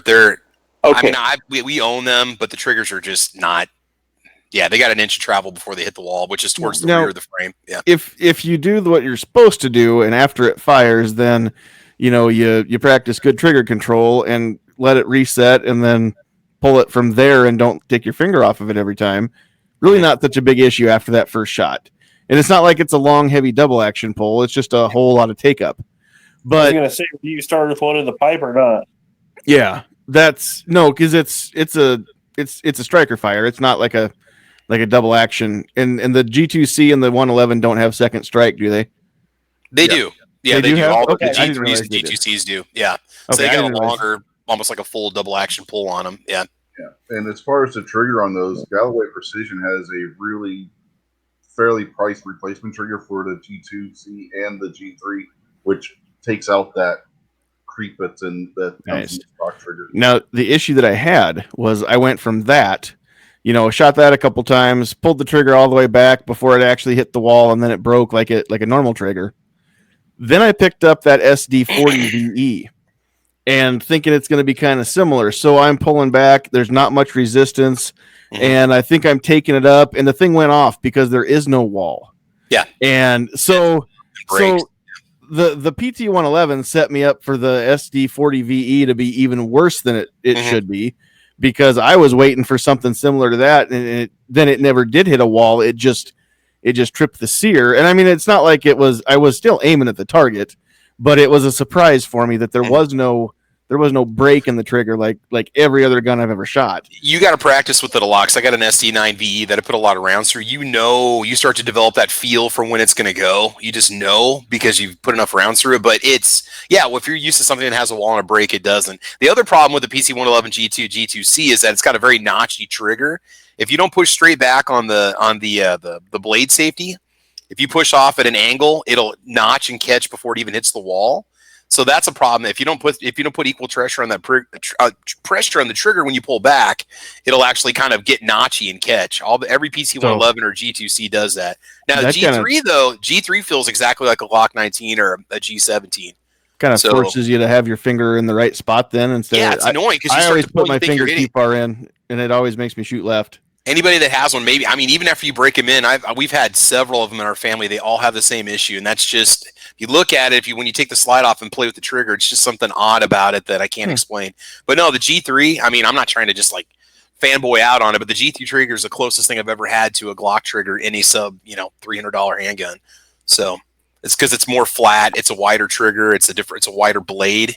So it feels totally different. That was cool. Yeah, I'm a big fan of my G2C, other than it doesn't have the left-handed controls that I want. Yeah. Well, maybe if you were right-handed and not wrong-handed, you wouldn't have a problem. Hey, I trained to shoot with both hands just in case something happens, but my go-to is my left. Yeah, I don't know. Well, the only thing, no, I can't even say. Okay, you guys know that I'm kind of a jerk. The only thing I can say about left-handed people is it is kind of fun to watch you guys write. So, Yeah. Works better that way. Have you ever watched a right-handed person write left-handed? I don't think so. I don't even try If it. you watch somebody write right-handed how they write in block lettering, and then watch somebody who writes right-handed, but they make the letters the way a left-handed person does, but with their right hand. I have to pay attention. I can promise you I can shoot better with my left hand than I can write with it. Yeah, me too. I can't do much. The only thing my left hand can do is hold a steering wheel. Honestly, if I'm playing basketball, I'm not going left. I can barely cross over, let alone dribble left. Shooting left-handed, I just haven't Your done left much. hand is for the steering wheel because the right hand is for the shifter. Right. Exactly. Yeah, that's the only thing that I've ever. If you can't find them, grind them. It's the only way to go. I mean, double clutching is for sissies. Actually, clutching is for sissies once you get it rolling. So, all right, I'm gonna have to say hashtag not my chat because I'm left-handed. Yeah, Just okay. be a Jericho transmission. You don't have to use the clutch at all. The lost generation. All right. So, Squib, you haven't had a chance to actually talk about the actual questions, so we're going to let you have a go here, and then it's going to be about time to wrap up already. Sure, I have. I've jumped in on a whole bunch of other. AR-556. It's a great beginner's rifle. It's a great all-purpose rifle. It does a lot of things. As you expand as a shooter, it covers a lot of bases. It's affordable. It's adaptable. Blah blah blah blah blah. Now, Rich, despite the fact that half the things you say I agree with, this is one of the half that I don't. The 92, although I think ergonomically it is a fine firearm and is the very first handgun I ever learned to shoot on. If you don't have big hands, you may not like it. It's not where the controls are or how heavy it is, even though it's aluminum or whatever. It's some people don't like the wide grips, blah blah blah. Yeah, so I don't know if a new shooter may, warm up to it. Yeah, with the newer ones, you can get thinner grips for them now. So that. Okay, well, there you go. Okay. So, because I learned on an M9. So that's one thing. But, guys, if there's anything else you have to say about 20 or 12 gauge, off the shelf, run of the mill, at Walmart, at your sporting goods store, shotguns, I'd like to hear it. Because, once again, I told you the guy at work talked to me about the 870, and all I knew was what I've seen in the Brownells catalogs and that sort of thing, because I've never shot one. I would recommend you get an AR in 5.56 if you can, and learn. It's a very good platform to learn. But if you weren't going to go there, I'd go with a shotgun. And I would say start off with a long gun over a handgun. A long gun is going to resolve more issues than a handgun, and it's going to be easier, in my opinion, than a handgun. When you get good at your sight alignment, sight picture, breathing, trigger control, all the marksmanship stuff, with a long gun, whether it's a shotgun or a rifle or carbine, then get yourself a handgun. Probably start off with 9mm because it's cheap. Everything's a 9mm. And then go, for real man's round, like 45 ACP or 44 Magnum. Just saying. So what do you guys have to say about 20 and 12 gauge off the shelf shotguns for a beginner? Let's see. If we're talking brand new, I would go with a Mossberg over a Remington right now because the Freedom Group Remingtons haven't been the most solid. If you get a used one, the Remington 870, if you get a used one before the Freedom Group bought Remington, they're solid shotguns too. So depending on when the Remington was made, would be determined whether I bought the Remington or not. If it was pre-Freedom Group, yes. Post-Freedom Group, no. If they want something brand new, Mossberg with the 500 or 590. If price isn't necessarily a deciding factor, I would lean toward Mossberg for one reason. And I don't know the ins and the outs of the different the different periods within like Big Green's lifetime, when they were good, when they were sucky, how they are now. But I do know that the 870 is going to have the crossbolt safety like most every shotgun has, whereas the Mossbergs have the tang mounted safety that you can hit with your thumb. Those work the same way for everybody, no matter if you're right or left handed. And it's easy to just look at it and see if you are on safe or off safe. You don't have to even necessarily feel for it. If you're not sure, you can just even in the dark, you can hit the safety with your thumb and flick it up. If you thought it wasn't safe, you can make it safe, or vice versa. I'm a huge fan of tang safeties. That's why I shoot a Browning rifle for deer, because of I like that better than Savage, and those are the two most popular tang safety rifles right now. So I would say that just for ease of use and being universal for dang near anybody, Mossberg would have the edge because of that, and that's nitpicky. Overall, I think they're both solid, and I don't think you can really go wrong. Yeah, as far as price, they're usually around the same price. Mossberg does tend in the market here to be a little bit cheaper than the Remingtons, so that's something to look into, that you can take into consideration too, is the price on it. Aside from that, 12 versus 20 gauge, my own thoughts may not be what everybody else feels, but again, unless you necessarily need to have every piece of shot, every pellet that you can pack into a shell, I have no problem with 20 gauge. And I don't remember now who it was out in the chat had said, you can shoot 20 gauge all day long. I had a day where we were just out goofing around, shooting some Blue Rock, and I put most of a case of shells through a pump action 12 gauge. And the next day I about couldn't move my arm because it didn't hurt that day. It was just warm and red. My shoulder was. I was just in a t-shirt, no other padding, and it wasn't a very soft butt pad on the shotgun.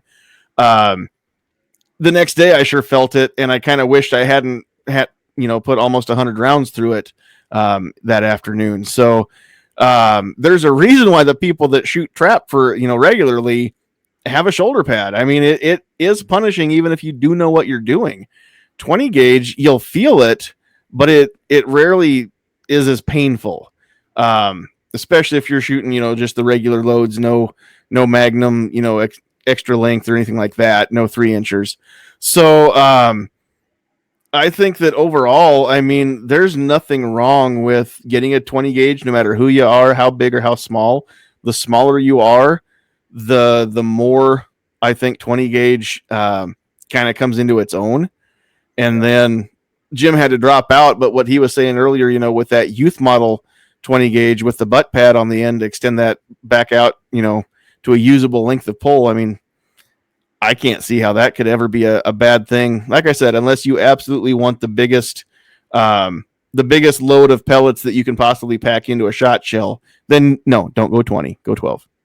Yeah. And for anybody out there that's considering the Shockwave, I'm going to tell you from experience, the 20 gauge is a lot more fun to shoot than the 12 gauge is. I have the 20. I've shot a friend's 12. I don't want the 12. I'm sticking with my 20. That's right. And it's just like anything. I mean, once you learn how it patterns and you know what you can do with it, and that's the biggest thing for a new shotgun owner. If you've never been a shotgun person before, find a range where you can shoot this shotgun, and find a range where, it's not a specific distance, and you're not, they don't tell you the distances you can shoot for backstops or whatever. Get one that you can kind of move from distance to distance and pattern it at different distances. So that, if it's for your home, pattern it at measure the width of your bed. And whatever that is, 5 feet, 6 feet, something like that, pattern the shotgun at that distance. So how big of a spread that pattern's actually going to have, which isn't going to be much. And then back up to, measure your hallway or other distances within your home and pattern your shotgun at real world distances that mean something to you. So you know exactly how big of a pattern you're throwing down that hallway, so that, if you've got somebody at the end of the hallway that's bad and you're at the other end of the hallway, in between you is a kid's doorway, and there's a chance that door opens up as you're firing, and a little head pokes out into the hallway to see what's going on. Are you in danger of a stray pellet catching that little head? You need to know that kind of stuff before you ever decide to pull a trigger, or maybe you'll know not to pull the trigger at a distance like that. If it's just, there's so many things that you need to know about your shotgun.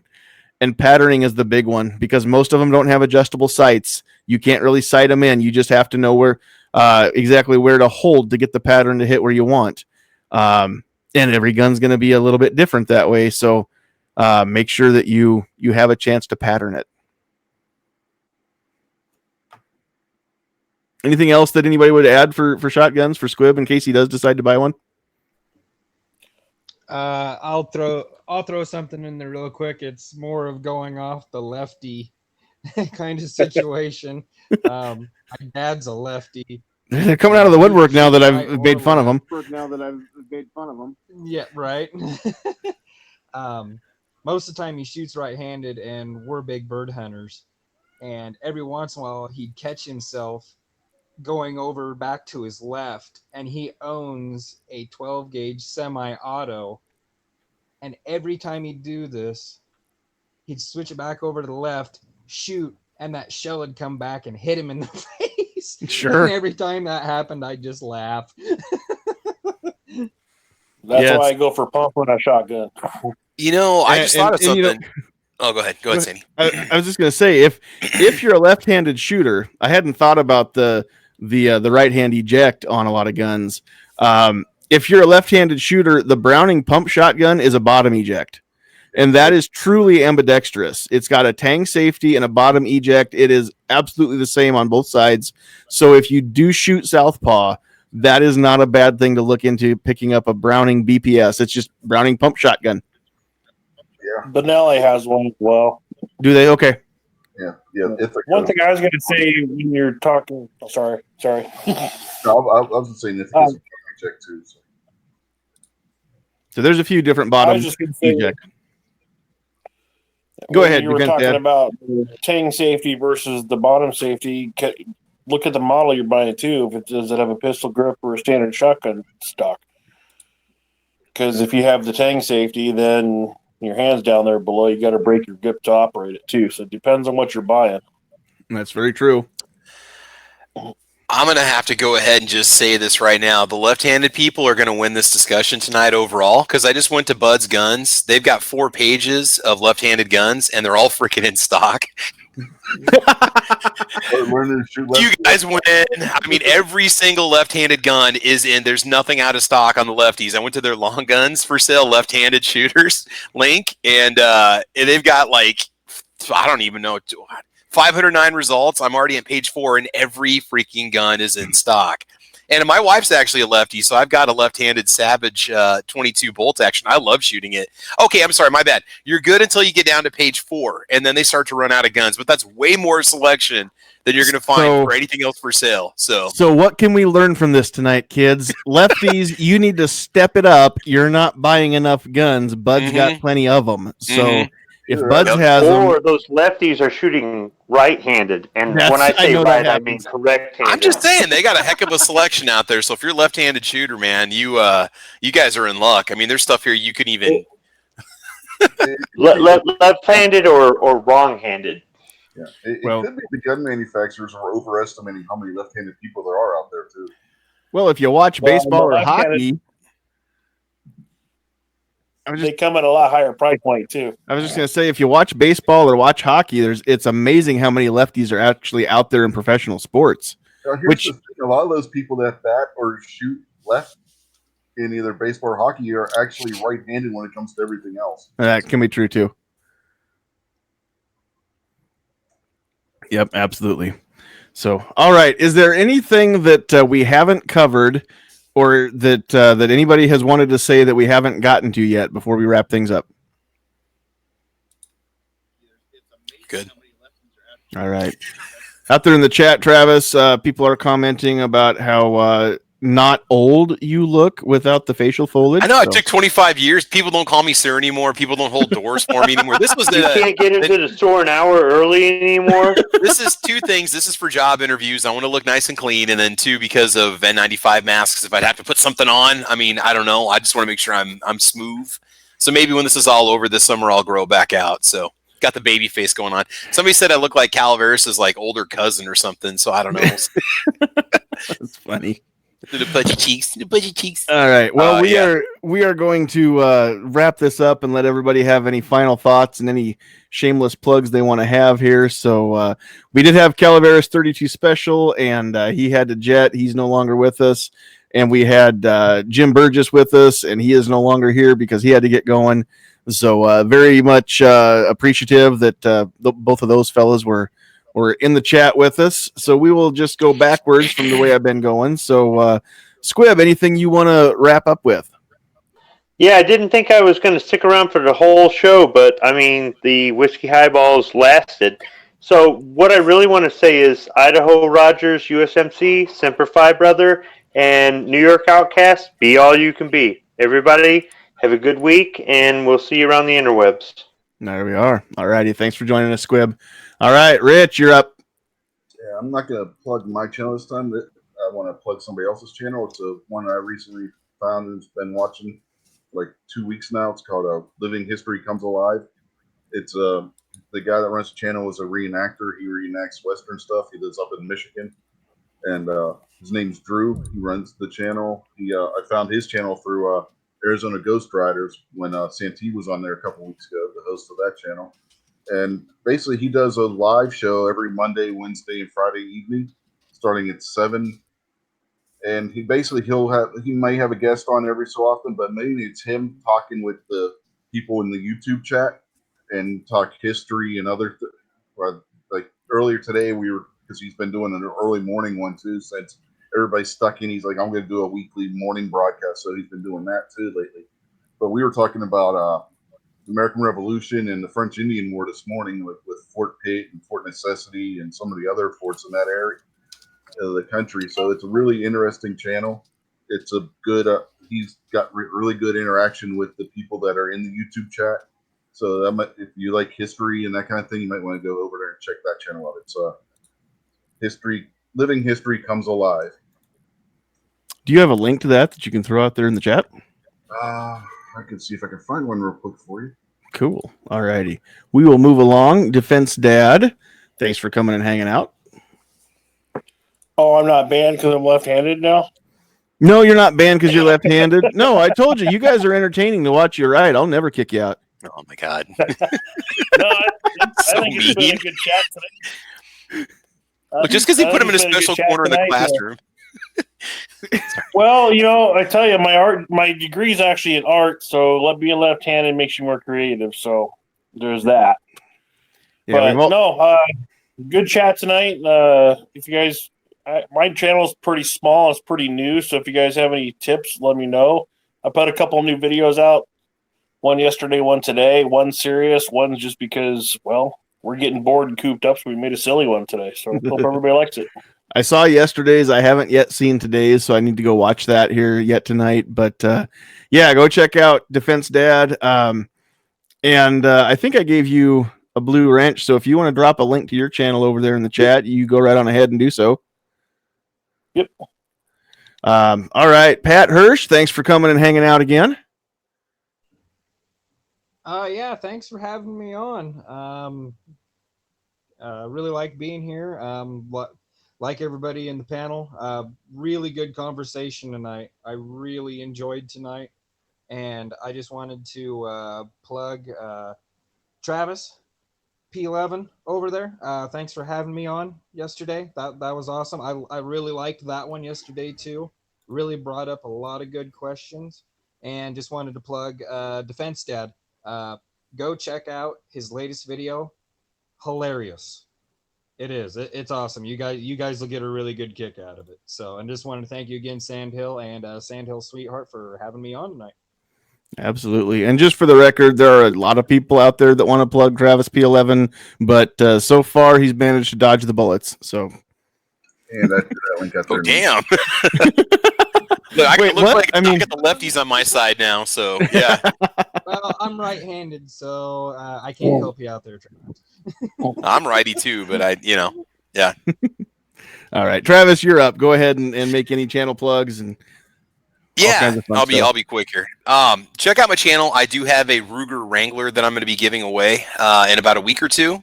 That's a drawing I'm doing in cooperation with SS Pawn. It's to celebrate 25,000 subscribers. So go find the Ruger Wrangler video on my channel, Travis P11. If you type in Ruger Wrangler, it's the only video I've done on it so far.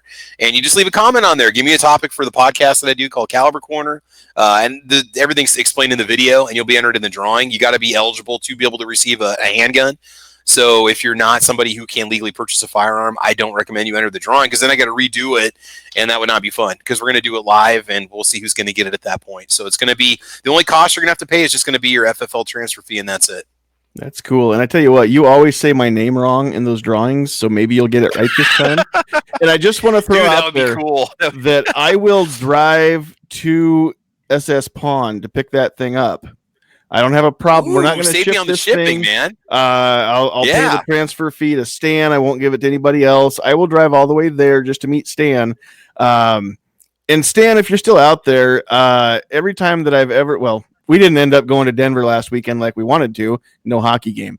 But every time that I'm in the area, it's a Saturday or a Sunday. So it sucks that I can't ever stop in and see you. One of these times, I'm just going to have to take some time off in the week, and we're going to make a trip and go hang out. But I've got to go get a comment on that video so that you actually have me in the drawing so that you can say my name right for once. So if anybody wants to come to Lexington, Nebraska to pick it up, I'll go pick us up a couple takeout steak dinners. We can sit out in the parking lot 6 feet apart from each other and eat the steak. We'll park our cars like the cops do, window to window. Well, we got to be 6 feet apart, so we're going to put a parking space. And then I'll give you some hand sanitizer. We'll start chowing down, and there you go. I'll get you steak dinner. There you go. There you go. Don't chow down on the hand sanitizer. No. I mean, you can, but it's seems like I shouldn't have to say that. But no, you're better off chugging mouthwash instead. So I'm still thinking, honestly, if we would just, we had those dumbasses that ate the pool cleaner, thinking that that's what Trump said would kill the coronavirus. And I'm thinking, why don't we take the warning labels away just for ever, and they will weed themselves out. I mean, they'll kill themselves off. They won't breed. It won't take long. 1 or 2 generations. Exactly. Darwin Award. We didn't have warning labels when we were kids, and we turned out fine. So that's right. And we didn't just have knew to not be told to stick your hand in the lawnmower. You just knew. It was just understood. I didn't have to be told not to eat poisonous fish tank cleaner. Exactly. I still knew not to. I mean, all they needed was a little skull and crossbones. That little pirate, the Jolly Roger on the little label. Jolly Roger sticker was all you needed on anything, and you knew not to eat it. Mom said, if you see this and eat it, you're going to die. Okay, done. Yep. Simple enough, Mom. That was easy. There we go. Well, even if you did use Windex or WD-40 or rub some dirt on it, you're fine. That's right. Yeah, right on, man. That's right. Yeah, Florida man saw that story about that Arizona couple with the fish tank cleaner and said, "Man, I'm not even that stupid." Florida man's like, I got to step it up. All right, Night Strike. Thanks for coming, hanging out. I'm not sure if I'm going to come back if you're just going to bash lefties like that, left and right. Well, if you didn't make it so easy, we wouldn't be able to. That's not my fault. I didn't choose to be left-handed. He didn't choose the Southpaw life. The Southpaw life chose him. It's just kind of how it happened. Seriously. It's okay. It's all good. Yeah. Honestly, it's the best time ever to buy a gun, though, if you are left-handed, right? Because there are so many more guns out there now that are at least ambidextrous or can be, like, the mag release can be swapped over, right? I mean, 10 years ago, there weren't this many. No, you see, what you're forgetting, it's always a good time to buy a gun. It doesn't matter whether it's this or that. It's always a good time. That's true. Yeah. Can't argue that. Check me out on YouTube. Night Strike 1. There we go. There we are. All righty. Duke Liberty, you're up. Hey, thanks for the invite, man. Really appreciate it. Great panel as always. Everybody stick together. Take care of your neighbors. and it's going to be a few dark days coming up. But hey, man, we're gonna get through this. Ain't nothing America can't handle. That's right. That's right. We've survived everything that they've thrown at us so far, and we've come out smiling. So it's going to be the same way. We know. All righty. And we've got a list here. So those of you that were out in the chat that were making comments, thank you very much for doing that so that we could get you written down and say hi to you. Out there in the chat tonight, we had Kingpin, G23, Grim 90, Rich White, Jay Brown, Blitz, and Blitz dropped a super chat. Thank you for that, Blitz. We love it. Billy the Cab Driver, Mr. FNH, Defense Dad, Chris, Jim Burgess, Justin Gibbons, Tim Donahue, Southpaw RX, Bangin' Gongs, The Rolling Trip, Jim Burgess, SS Pawn, New York Outcast, Ghost Tactical, Mike, Single Shot. Brad Peterson was out there for a while. His computer wasn't working to let him into the panel. We were going to let him sound off because he is an instructor here. It would have been another Nebraskan on the panel. We would have overloaded. All right. Josieola, Midnight Range, Seven Wonders, Vanessa Kitty, Mad Sexy, Calaveras, Ozzy Osbourne, Idaho Rogers, USMC, Travis, G-Webs was out there. Zone Fighter 1 made it. Poor Conservative, Jorge Cortez. And if we missed you, it's just because you didn't comment enough.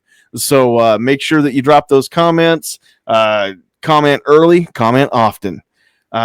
Next week, I'm not entirely sure what we're going to do. The grumpy old man chats don't always go the way I wanted, so it may not be what we do next week. Plus, with everything else going on, I'm kind of thinking that we may be talking about rights versus responsibilities. And just because you have the right, is it a good idea? And not only that, but you have the right to do this, but responsibilities are another step. They're not required, but I think that they're a good idea.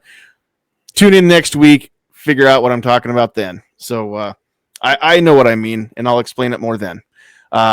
Anyhow, thanks everybody for joining us. This has been another episode of the Get Off My Lawn podcast. If you weren't out there watching and listening to these, there wouldn't be any reason to do them. You really are the only reason we do this. So thank you for being out there and making these what they are. Those of you on the panel, thanks for being here as well, because otherwise it's just me talking to myself and nobody wants to tune into that. So on behalf of Calaveras 32 Special and Jim Burgess, Squibload, Rich White, Defense Dad, Pat Hirsch, Travis P11, Night Strike, Duke Liberty, Sandhills Sweetheart, and myself, thank you all for being here very much. And remember, the best way to keep that 6 feet of separation is to get off my lawn.